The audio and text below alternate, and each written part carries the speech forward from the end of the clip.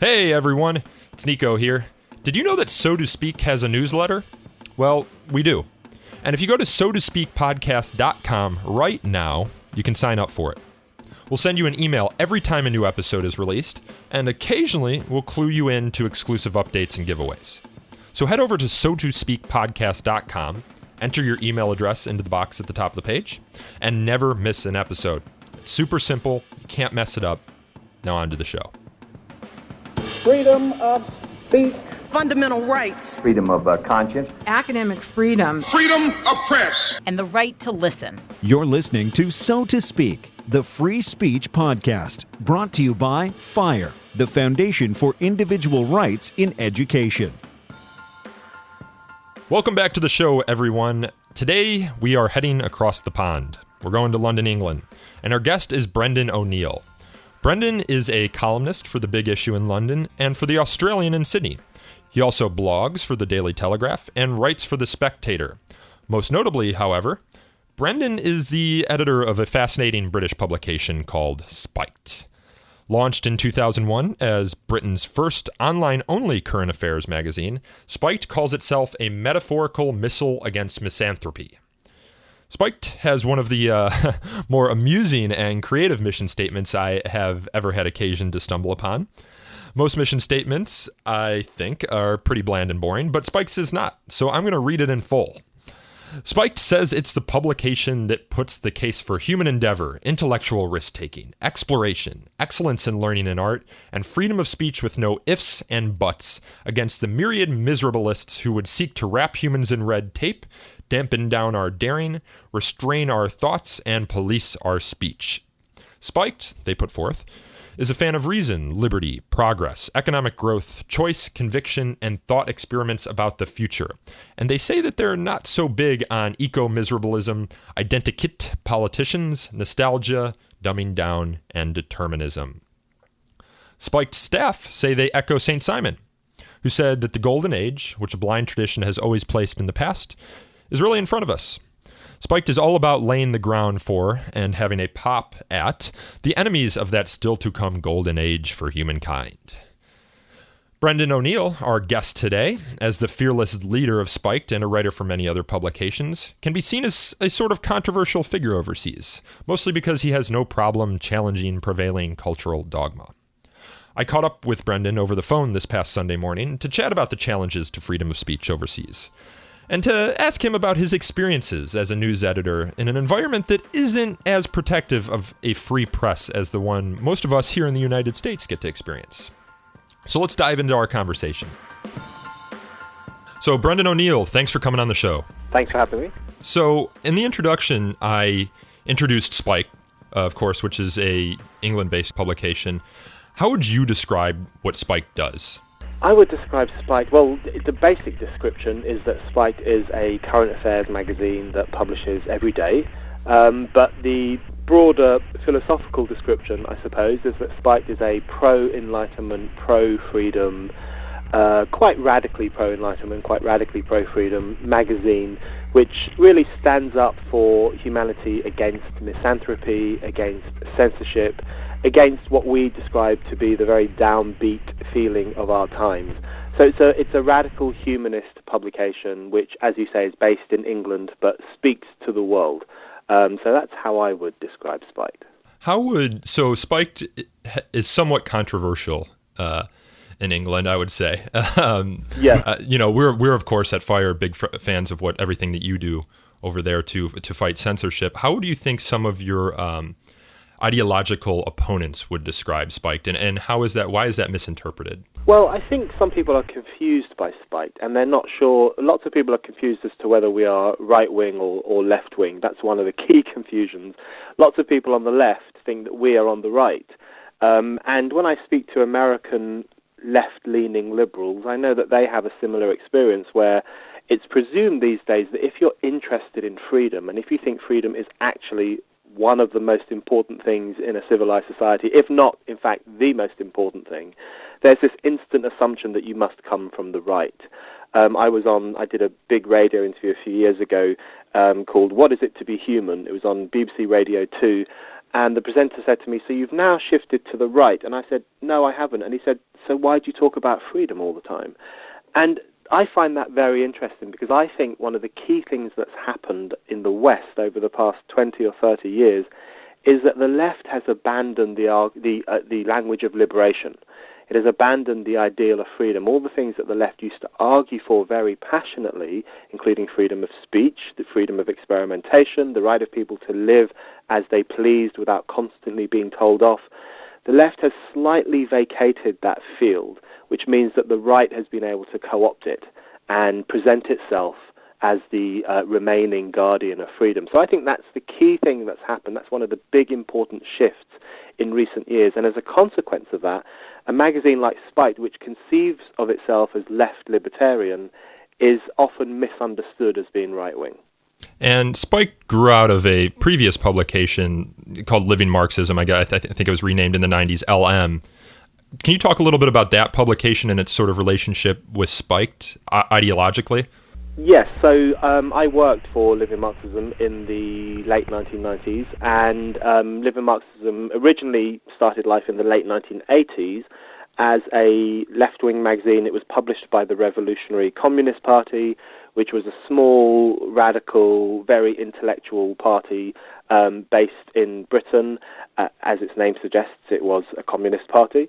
Living Marxism was its monthly magazine, and it was a Marxist magazine which was very interested in cleaving to and promoting what it understood to be the true and radical ideas of Marxism, which included, in fact, the idea of liberation, people being liberated from poverty and liberated from officials' diktats, and being allowed to live as fruitful and free and comfortable a life as possible. And Living Marxism published for about 10 years or so, and then eventually it was closed down in a pretty notorious libel trial in the late 1990s, and it's out of the ashes of Living Marxism, it's out of the closure of Living Marxism that Spiked emerges. So Spiked was developed by the team, the editorial team behind Living Marxism. I want to talk about Marx a little bit, because in the West we have a very negative conception of Marx and his writing. But I met with you earlier this year, and you were talking about how Marx, actually in his early writings, was a huge defender of freedom of speech and freedom of the press. I pulled a quote from the internet here in which he says, "You marvel at the delightful diversity, the inexhaustible riches of nature. You do not ask the rose to smell like a violet, but the richest of all, the mind, is supposed to exist in only a single manner." Pretty strong endorsement of free and diverse minds there. Absolutely. I think, if you look back to the early Marx, if you look back to his writing when he was in his 20s, when he was very young, he wrote a series of articles and essays defending freedom of the press, which at that time was under attack in various ways in Europe. And, defending the right of people to publish pamphlets and to distribute pamphlets and to write in public what they felt to be true, what their political beliefs were, and so on. He was a great and passionate defender of freedom of the press. People are always surprised when they hear this because, fairly understandably, because of what the left became, particularly in the mid to the late 20th century with the rise of Stalinism, and the left started to be presumed to be a very pro-state, anti-individual thing, and to a large extent that is what it did become. So people have this fairly understandable view of the left as instinctively authoritarian, but it was not always like that. The left in the 1800s through to the early 1900s, I would say, was a fairly radical humanist movement which trusted in ordinary people both to be able to understand the world without needing to have certain parts of it censored to protect them from being offended, and also to be able to govern their own lives, and in fact to govern their own societies. So the left was driven by that profound trust in ordinary people to be able to run their life and run the world around them. And I think that's what's missing from the left today. So if you fast forward to the 21st century, the left is very pro-state. It is very pro-censorship in some worrying ways. It is often at the forefront of arguing for new forms of censorship to protect minority groups and women in particular from ever feeling offended. So the left has shifted quite radically, but if you go back to its earliest expressions, there was a really positive humanist liberal component to that, which is the kind of thing that Spike is interested in recovering and restating in a new way. I want to talk a little bit about your intellectual development, because you said you started writing about these issues in the late 80s, early 90s. What got you interested in these issues of free expression? Well, for me, I started writing around the mid-90s. In fact, I would have been too young to do so in the late 80s when I was still at school.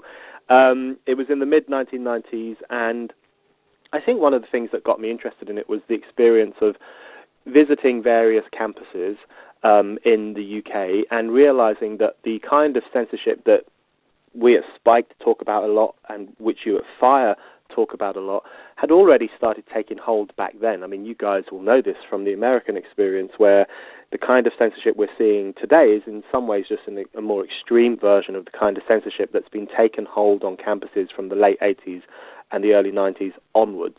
So back in the 1990s, I remember the National Union of Students, which is the national body in Britain that supposedly represents all students, was already enforcing no platform policies, which meant that certain speakers were denied platforms at campuses. In essence, they were banned from campuses, and that included neo-fascists, far-right organizations, Zionists, hard-right conservative politicians, and in some cases Christian fundamentalists.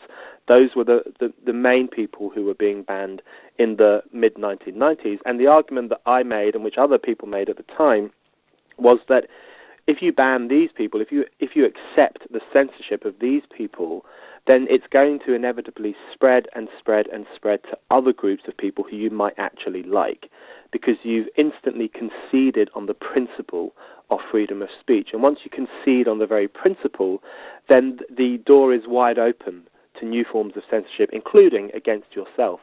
And that is exactly what has happened on UK campuses. That seed of no platform has grown and grown and grown, so that we now have a situation today where it's not only neo-fascists and hard right people who are being banned, it's also feminists, it's secularists who are presumed to upset Muslims, it's comedians, it's rappers, all sorts of people. So the experience in Britain, which is the experience through which I became interested in these issues and first started writing about them, is precisely that experience, that as soon as you give an inch on freedom of speech, they will take a mile. And I think that's the lesson people need to learn.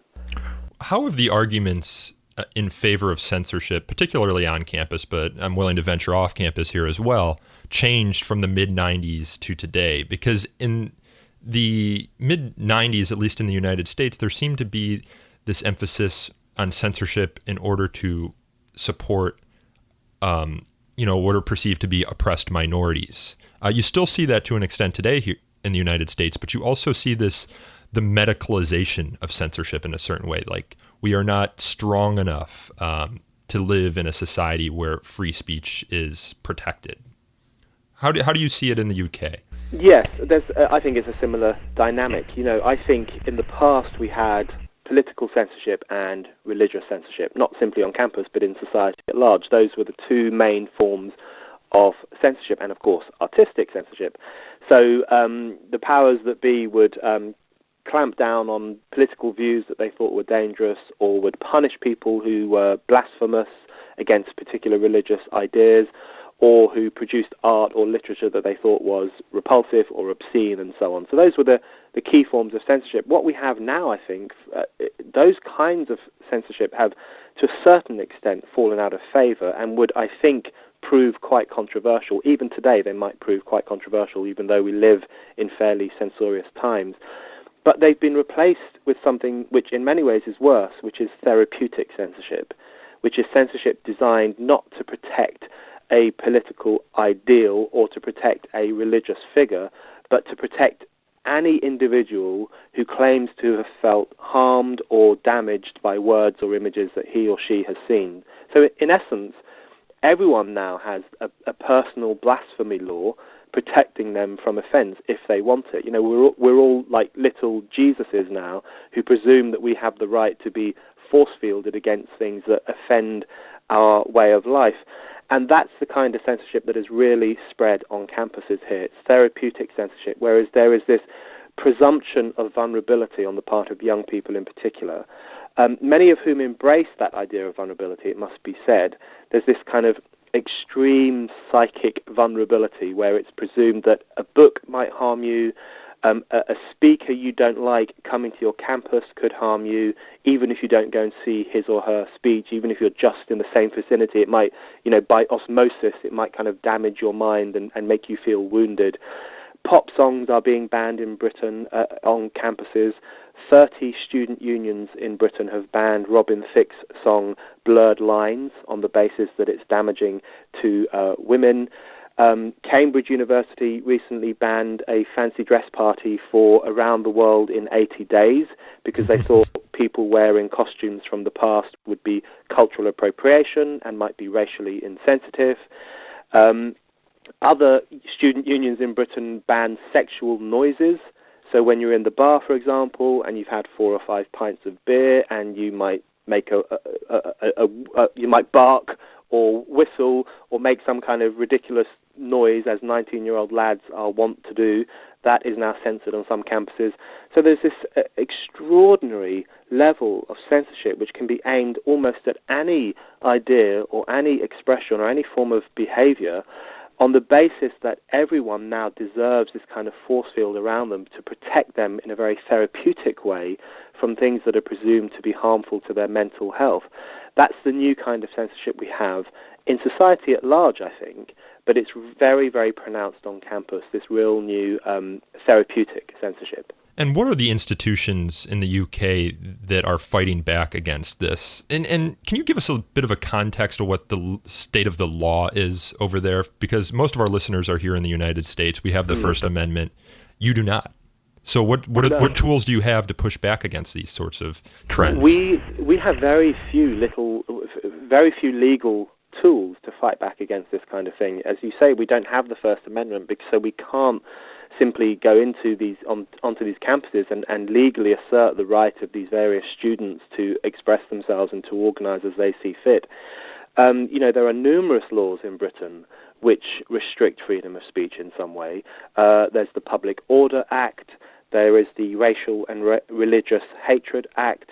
There's the Malicious Communications Act of 2003, which has been particularly interventionist in internet freedom, and people have been imprisoned under the Malicious Communications Act for being grossly offensive. So in Britain, in the 21st century, you can be sent to jail for being grossly offensive.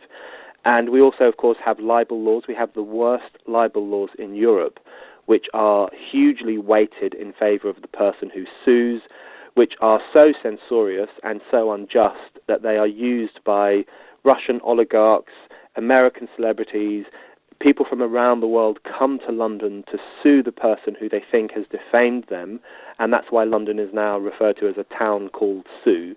It attracts all these foreign claimants. So there are numerous pieces of legislation which restrict freedom of speech in a very real and quite terrifying way in Britain. Let me just give you a few examples of things that have happened.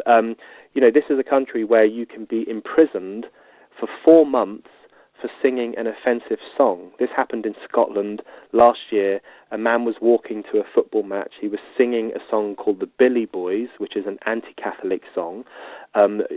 Scottish football is notoriously sectarian. There are Catholic teams and Protestant teams, and they wind each other up by singing songs and making certain chants. He was singing this song, he was arrested, and he was jailed for 4 months under Scotland's Offensive Behaviour at Football Act, which restricts what people can say, sing and chant and display at football matches. So this is a country where you can be jailed for singing in public. That's how bad things have got. And just recently, in the past few days, in fact, the Director of Public Prosecutions here has issued new rules about what can and can't be said on the internet. And she has said that people will be clamped down on very harshly if they are grossly offensive online, which can include using offensive hashtags on Twitter. You can now potentially be arrested for the hashtags you use on Twitter, and which can also include photoshopping an individual to make them look ridiculous in various different ways. So the noose is tightening around freedom of speech in British society at large, thanks to the law and thanks to what our politicians are pushing through. And I think my argument is that campus is merely a bizarre and in some cases more extreme expression of a censorship that actually gets the green light from officials themselves. So there are a huge number of problems in Britain in relation to free speech, and it can be difficult to challenge them because we don't have any constitutional guarantee of freedom of speech, which means you have to make the argument again and again on every single case that arises for freedom of speech and against censorship. I recently watched a movie that came out here in the United States, I think 2 weeks ago. I don't think it's out on your side of the pond yet, but it's called Denial, and it's about David Irving's libel trial with Deborah Lipstadt over her criticism of his Holocaust denial. And one of the big themes of that movie not only is the trial, but is also the unique and, for us that are big free speech advocates, backwards libel laws in the UK. The idea that if someone charges you with libel, you being the person who's criticizing that person has to prove that your statement was true. Whereas in the United States, it would be that the burden would be placed on the accuser of proving that what you said is wrong and that it was said maliciously and that it was damaging. There's a couple of prongs in that test. Can you talk a little bit about that libel law? Because as you said, that the predecessor to Spiked, Living Marxism, folded after a notorious libel case. Yes, well, there were two pretty notorious libel cases in Britain in the 1990s. One was LM, which was sued by ITN, which is a media corporation, because we criticised aspects of their coverage of the conflict in Bosnia.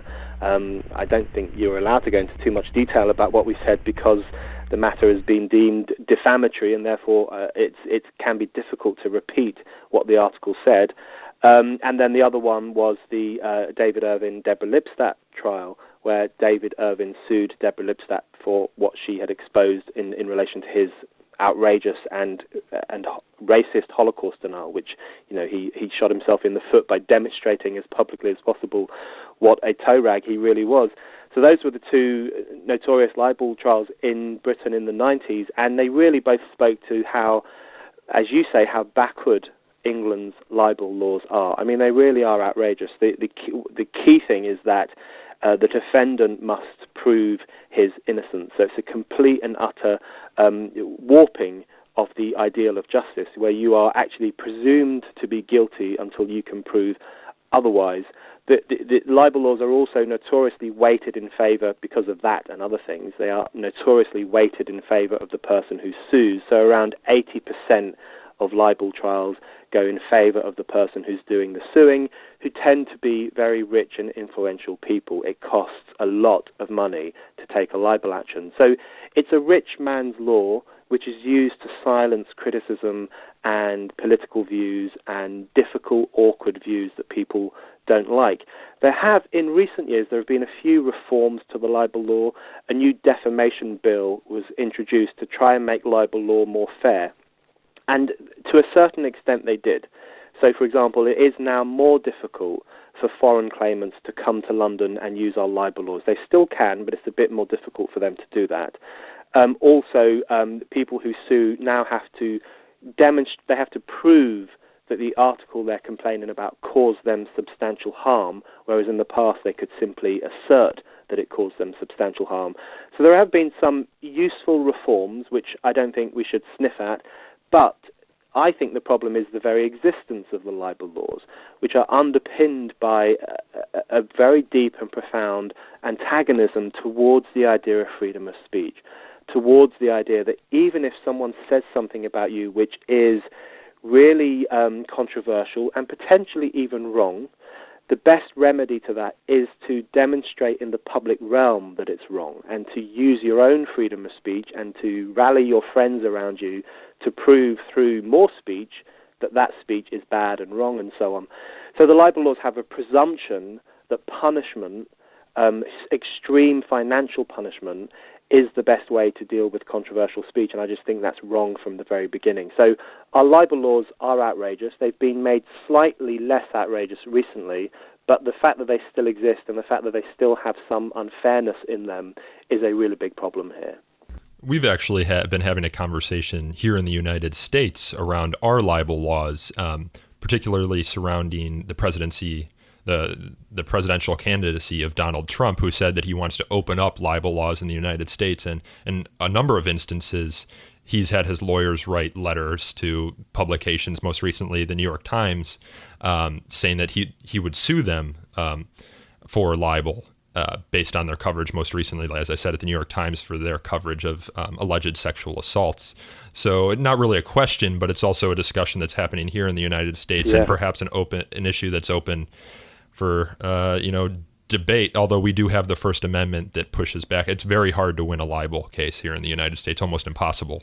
Exactly, which is why America's attitude to free speech is so much better than ours. And yes, and I think the way in which Trump is threatening libel threatening to sue his critics for libel really brilliantly exposes this idea that he's some kind of guardian of traditional American liberal values against the kind of PC mob that wants to destroy them. It's such a nonsensical idea, because he has demonstrated again and again that he is profoundly illiberal, has very profound authoritarian instincts, has no understanding whatsoever of what freedom of speech means or why it's important.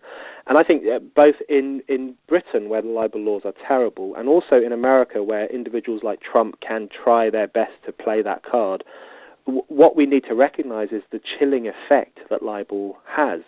So in the English example, it's not simply that some individuals are sued and then punished after being found guilty of committing a libel.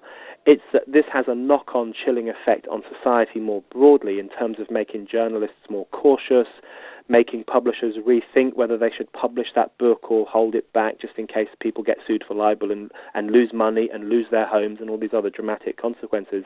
So libel is a good example of how censorship doesn't only punish the person who's being shut up or sent to jail or silenced in some way, but it always has that ripple effect of communicating to everyone else, you better not say this thing, you better not even think this thing, because you might be punished as well. So censorship always has that chilling effect across society, which is one of the most dangerous things about it. Have you, as you're editor-in-chief of Spiked, have you as a publisher ever had to consider the libel law over there in considering publishing a piece? I mean, is that a constant thing you're having to think about? Yes, definitely. Well, certainly, in the earlier days of Spiked, because we came out of the experience of a libel trial, we probably were very cautious, and we were still controversial. We said what was on our mind, but there would come certain times when you'd read an article and you think, well, we better water it down a little bit, we better tone it down. And I have done that a few times as editor. I've said, look, I love this piece, it's absolutely right, and the guy you're talking about or the woman you're talking about is as bad as you have described. I completely agree with you, but why don't we tone it down a bit so we don't get any lawyers' letters? So I have that conversation, fairly often, and I know that other editors in Britain do as well. So it has a palpable impact on how people conceive of the leeway they have to think freely and to write freely. So that's why my argument in relation to the libel laws here is not that we should reform them, but we really need to scrap them and think of a better way to correct or change speech that is in some way dangerous or problematic or wrong. That's just inconceivable to me that that's a constant thing that you're having to worry about, that strong criticism might result in a lawsuit. Never lived overseas, of course, but I guess it's something here in the United States, we who work in the news industry or report on things or report on current events just take for granted. So we were talking earlier about tools you have to push back against censorious trends on campus and off campus. In the United States, we're seeing student-led drives for censorship. Often it was administrators on college campuses that we were fighting back against. But now we're seeing student-led drives towards censorship. One of the, even if we're working at a private university, which do not benefit from First Amendment protections, there is still this general appreciation for free speech. I mean, you use the words free speech or you use the words First Amendment, and people are automatically start off on their heels because no one wants to be seen as an opponent of free speech or as an opponent of First Amendment. Do you feel as though that argument, at least with regard to free speech, because there is no First Amendment overseas, puts your ideological opponents on their heels from the get-go, and then they're having to say, yes, I believe in free speech, but, or I believe in free speech if? Yes. We don't have the First Amendment, but we do have a political class that continually pays lip service to the idea of freedom of speech. So if any politician, including Theresa May, the Prime Minister, if any politician wants to say what they think is great about Britain or what are the most important British values, they will always say freedom of speech. And then, a week down the line, they will introduce some new law which in some way limits freedom of speech. There's a very contradictory process, but you're right. What that means is that the idea of freedom of speech still has real purchase and real power. It's not followed through in practice, and it's limited in some terrible, terrible ways, but most people still think that it is a good idea that people should be allowed to say what they think and other people should be allowed to hear that stuff. It's just that they've lost faith in that ideal, and so everything they do actually undermines their paying of lip service to it. And I think, in some ways, I think that the First Amendment, I often feel very jealous of the First Amendment in America, but I also do think it can be a blessing and a curse. It's a blessing because it's much easier, I think, for liberals in America to strike down censorship or to prevent it from happening at all. But it can be a curse because it can kind of become a crutch, a kind of legalistic crutch, where you sometimes campaigners, instead of having the argument out about why this form of censorship is really bad and why free speech is incredibly important, there can be a kind of reliance on the First Amendment to do that job for you to a certain extent. So I do think there's a slightly contradictory process even in relation to the First Amendment, and there can be something quite enlivening and exciting about having to have the argument for freedom of speech all the time, which is the situation that we have in Britain. Because we have no legal recourse, we have to simply argue it out in the public sphere with every instance of censorship, which can be quite a useful process sometimes. And there is a fight back in Britain against the new censorship. So I wrote a piece for The Spectator a few weeks ago about the students who are now rising up against censorship on campus and who are passing motions that are unbanning newspapers. So some student unions, for example, had banned tabloid newspapers on the basis that they were misogynistic. Now there are groups of students who are challenging that, who are forcing through new votes and are winning them, and are winning the freeing of these tabloid newspapers so they're now available on campus. And in various other ways, students are setting up what they call speak-easy groups, free speech societies, and they are inviting the people they're not supposed to be inviting and having the conversations they're not supposed to be having. So there is a kickback, which I think is great and brilliant. But I do think that the problem of the therapeutic censorship, the spread of this therapeutic censorship, both through the academy and through society, is very powerful and is not going away anytime soon. So the kickback has to become stronger, more intellectually rooted, and needs to win more and more people to behind it. I think you're exactly right when you talk about how the First Amendment in the United States is a blessing and a curse. Oftentimes when I'm interviewing interns or interviewing people here to work at FIRE, one of the questions that I ask is, why do you believe free speech is important? Because oftentimes I ask that question of people outside of FIRE, and they say, well, because we have the First Amendment, or because the First Amendment protects it, which is a very circular, there's a rotundness to that argument.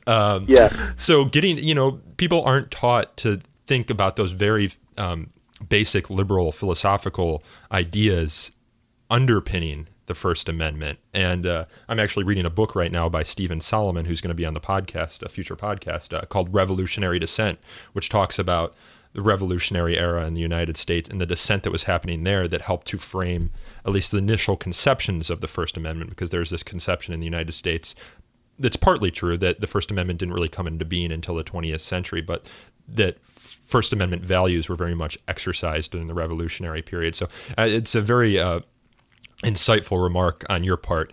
But I realize we're running out of time here. I don't want to keep you too much longer. Just a few more short questions for you. Sure. You write about these issues a lot, and you write about a lot of other issues a lot. And you're sort of, I think it would be accurate, and you can correct me if I'm wrong, to describe you as a bit of a contrarian in England. As you might rebuke that in the same way that Christopher Hitchens did back in the 2000s. But what has been your experience speaking on these issues and writing on these issues on and off campus? Well, what sort of hate mail do you get? I get a lot of hate mail. Interesting hate mail. I've learned to kind of ignore it or live with it, so it's all fine. I'm not going to sue anyone. That's all good. I don't think of myself as a contrarian. I have a real trouble with that brand. But my view is that what's happened in recent years is that the parameters of acceptable thought are shrinking all the time. And what you're allowed to say and what you're allowed to think and how you're allowed to express yourself is becoming narrower all the time because of the PC culture or the politics of victimhood or however you want to describe it. There are various things bearing down on freedom of speech, which means those parameters are shrinking. And so what happens is that anyone with a strong view or even an extreme view or a very clear political outlook on life tends to find him or herself outside of the parameters of acceptable thought, not because they have changed what they say or that they say things just to wind people up or they're being annoying and contrarian, but because those parameters have shrunk and just flown past them, and suddenly someone who was relatively mainstream 20 or 30 years ago is now a crazy extremist and everyone wonders why he says these things. I think that's the process that's taking place. And I think my experience in terms of speaking on campus in particular is a very interesting one because on the one hand you do get a lot of hatred. When I spoke at the Oxford Union a couple of years ago, there was a protest outside, there was a candle-lit vigil for all the trans people who I had harmed. And of course what that means is that I've written some articles criticizing the politics of transgenderism and raising questions about the way in which it's enforced and the very censorious way in which it's protected from criticism. And then that leads to this candlelit vigil for all the victims of my articles. I mean, completely surreal. So I've encountered things like that. But then at the same time, it can be a joy because you meet all these students who are very interested in freedom of speech, who very interestingly often can't work out if they're right-wing or left-wing, and they're slightly confused, but they have this very strong instinct in favor of freedom of speech, in favor of trusting people to work out for themselves what is right or wrong, in favor of open public debate. And they don't have much purchase in public life. They don't have much of a platform, unlike the PC Brigade, which has a very large platform. They don't have a platform to express themselves. So when you meet them, it can be a really nice experience, and you give them advice and you tell them, maybe set up a society or do this or write articles or make your voice heard. So it's good to connect with those students, and it reminds you of a very important thing, which is that not all students have fallen into this trap. Yeah, that is important to remember. We see increasingly a number of these unions or groups on American college campuses, students for free expression groups. Some of them in particular comes to mind. One at Brown is underground because it can't be above ground otherwise. Right. We get those same sorts of candlelight vigils and protests. Yeah. We're trying to, in the United States, encourage colleges and universities to adopt what are called the Chicago Statements. They wrote a very eloquent defense of free and open academic inquiry, and a number of colleges have adopted that as well. So I want to end this by asking you two questions that I ask most guests. If you had to pick a favorite book in defense of free speech or free press or academic freedom and recommend it to others, what would that book be? Or would that treatise be? It doesn't need to be a book. I think more recent ones, I would go for The Kindly Inquisitors by Jonathan Rauch. Yeah, we interviewed him on this show. Yeah. And Trigger Warning, which is a book by my friend Mick Hume. So I will declare an interest in that one, which was published last year. And the reason I'd go for those two books is because what they do very successfully is both describe the new censorship and the kind of post-1990 censorship, really, which you can refer to as therapeutic censorship and various other things. they describe that new process very well, while also referencing and discussing the historical arguments for censorship, how they've changed, and also the historical arguments for freedom of speech. So they capture that stuff really, really well. And I think one of the key things to draw out of this discussion, both from reading books like that, but also from engaging with students and others, is precisely that thing you raised earlier, which is how do you make the case for freedom of speech these days, or how do you convince people at a time when censorship is second nature to too many people in campus and elsewhere, how do you make the case for freedom of speech? And I think one of the historical figures I fall back in relation to that is George Bernard Shaw, who made some great arguments against censorship because one of his plays was censored, and in favor of freedom of speech. And he has this great line in one of his pro-freedom of speech essays, which is that all great truths begin as blasphemies. And it's always worth remembering that and reminding yourself of that all the things that that we now take for granted, like, for example, women's right to vote, gay rights, black people not being slaves, whatever else it is, all these wonderful things that we think are perfectly natural, were at some point extremely controversial. They were blasphemies. They were seen as bad ideas and things you should not argue for in public. So it's always worth reminding oneself that the things that we now consider to be great truths, whether they are scientific truths or political truths or social truths, were once blasphemies. And that's, I think, is the key argument for freedom of speech, that it's only through allowing people to openly express themselves and to potentially be offensive in the process that you can really work out what's true, what's right, and what's good. And that's why freedom of speech, I think, is incredibly important. So there are a number of historical figures who make that argument very well in their essays and books. One, I think, who is often overlooked in the freedom of speech discussion is George Bernard Shaw. And that was actually my second question. It was like, do you have a free speech hero? So in this case, would it be George Bernard Shaw? I think it would be George Bernard Shaw. Also Thomas Paine. Thomas Paine was a great warrior for freedom of speech and, in my view, the greatest figure in modern history. Primarily, even though he came from England, primarily for his impact on American politics and also on French politics. So I would say George Bernard Shaw, Thomas Paine, and George Orwell as well. George Orwell made some great arguments in favor of press freedom, and he made this one key argument which I think is incredibly important today, where he argued that, yes, there are censors who want to clamp down on press freedom. There are, oligarchs who own the press who don't want it to say certain things. We know all these things.